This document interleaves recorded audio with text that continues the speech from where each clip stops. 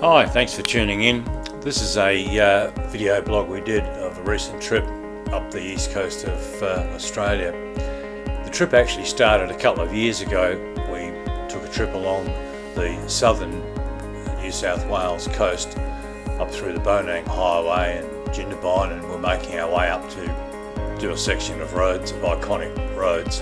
That trip we did the Macquarie Pass, Bells Line and the Putty Road and a few roads around the Blue Mountains. Unfortunately, heading up the Putty Road and going on to Scone in New South Wales, we ran into the bushfires. Pretty well stopped us in our tracks, and we turned around and came south and came back home. Then of course we had the legendary COVID, and that put most of our travel plans on hold. This bike trip takes us from Adelaide quickly through over to Hay and then on to Bathurst, where we pick up this bit of footage here. Hadn't been to Bathurst for probably over 20 years on the track, so decided that we'd do a run around the track, stay the night, and then make our way further north, heading up towards Mudgee, and then to Gloucester, Walcha, back over the coast, the Waterfall Way up to Glen Innes, and then in the next video blog we're doing it from Glen Innes across to Grafton and heading north. This bit of footage here of me doing a bit of a run around the track at Bathurst. As I said, it's been a long time since I went to Bathurst and rode on the track, and it's changed slightly, but it's still a spectacular racetrack, and you can see why it's Australia's most iconic racing circuit. It's looks easy cruising around at normal speeds, and but when you consider that some of these guys are getting around the top of Mount Panorama, where I am now, at well over 100 kilometres an hour, it's testament that some of these guys must have balls of steel. Had a great run. We played around a bit, stayed the night at the Ridges, which faces the track, and then the next day headed from Bathurst up through a few old gold towns, Soffler, Hill End, and the back way through to Mudgee.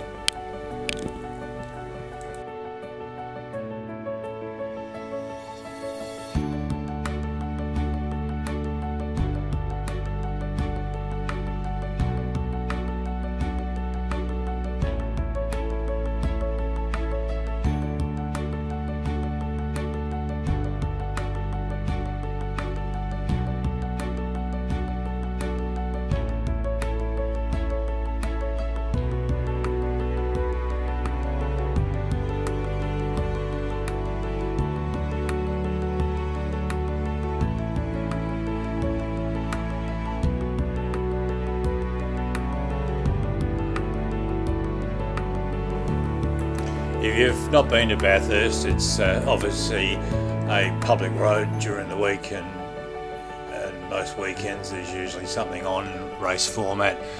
No longer do they do the bike races, most of that's down at Phillip Island now, but it was just a good experience to go there after so many years. As I said, we stayed at the Ridges Hotel that faces onto the track, and we'd had a couple of fairly long days on the bike, so it was great just to relax and have dinner, chill out, and went for a walk around the track up and down Pitt Straight. As I said, the next day we headed off the back way to Mudgee through Hill End. Just some really beautiful country to see, and a lot of really old gold mining towns, and if you're into a bit of old architecture and so on, it's a good place to poke around for the day.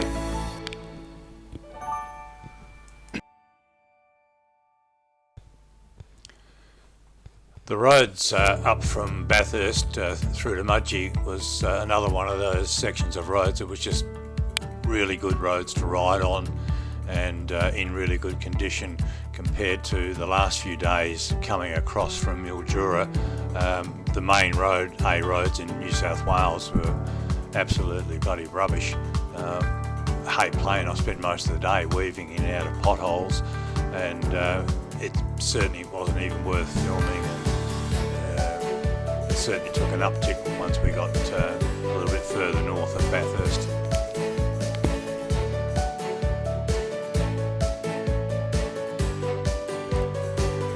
We stayed overnight in Mudgee and the next day made our way over to Gloucester, where we stayed the night. Our main aim was to do Thunderbolts Way from Gloucester going up to Walcha. Really spectacular part of the countryside, and the road was in fairly good condition for most parts. Unfortunately for me, the weather took a bit of a major turn towards the later in the day. There's a bit of footage here running out of Gloucester up through the mountains, and then it's a bit of hit and miss. As I said, the lookout on the Thunderbolts Way, the rain and the fog was so thick I actually shot past the lookout, didn't even bother to turn around and go back. There was nothing to see. But as I said, it's a really good road, and another one of those iconic motorbike rides that you do on the East Coast.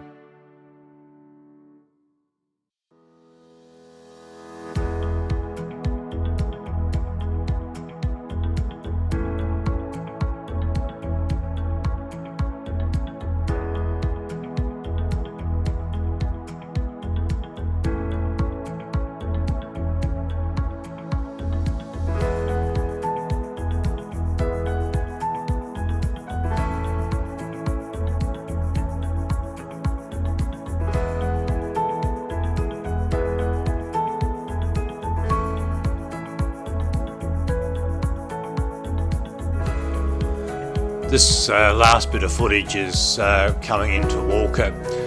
As I mentioned the last time we came up this way, we had booked to stay at the Royal Cafe in Walcha, a bit of a bike institution on the Oxley Highway, but due to the bushfires that didn't happen.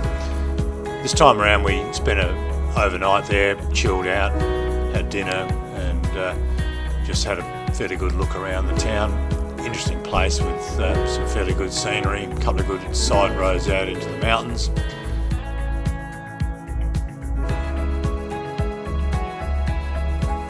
The next day our plan was to do the Oxley Highway down from Oxley Falls, which was our next stop, and then continuing down to Warhope and then heading up the east coast.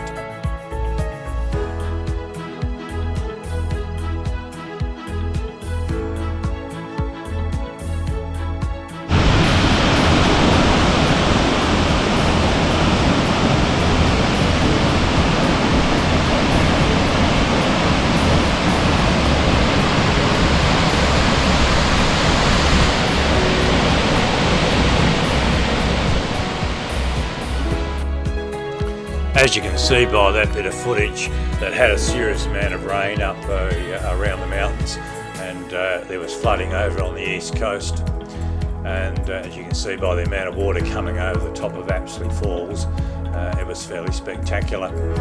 From there we wound our way down to Warhope and pulled up, had a quick look around Timber Town and had lunch, and then made our way pretty well up the A1.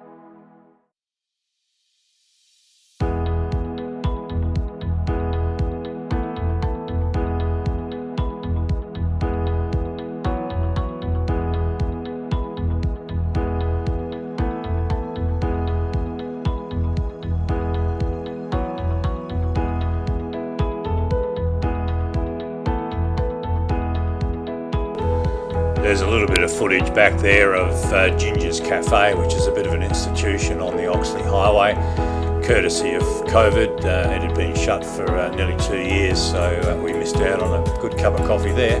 Anyway, the highway itself, you can see why the Oxley is one of Australia's iconic bike riding roads. It's been knocked around a little bit in the last few months due to the heavy rainfall in the area, but it was certainly a spectacular road to ride, and I really enjoyed it.